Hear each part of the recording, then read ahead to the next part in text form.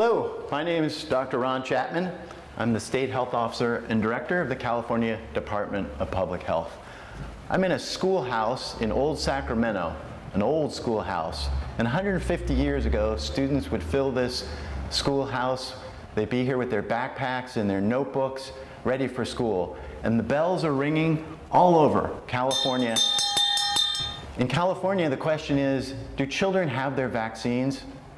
In California, it's law that children must have their vaccines before they start school.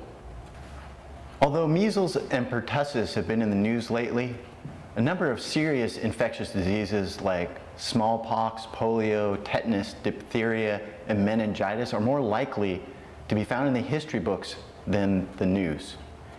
And we want to keep those diseases in the history books.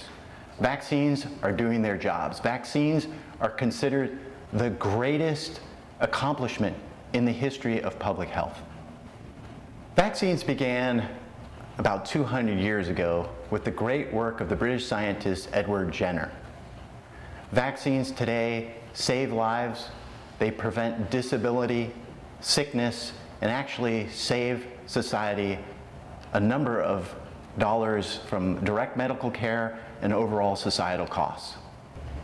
A recent study showed that among 78.6 million children born during 1994 to 2013, routine child immunizations were estimated to prevent 322 million illnesses and avert 732,000 premature deaths from vaccine-preventable illnesses. The cost savings are staggering. The vaccination of people born during this 20-year period results in a net savings of $1.38 trillion in total societal costs over their lifetimes. Vaccination is one of the most cost-effective prevention opportunities that we have. For every dollar spent on pediatric vaccines, it will save $10.20.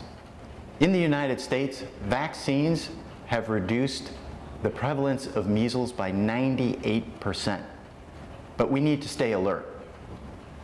Many infectious diseases that have virtually disappeared in the United States can quickly reappear. Germs that cause the diseases that still exist in other parts of the world, making a new outbreak in the United States only a plane trip away.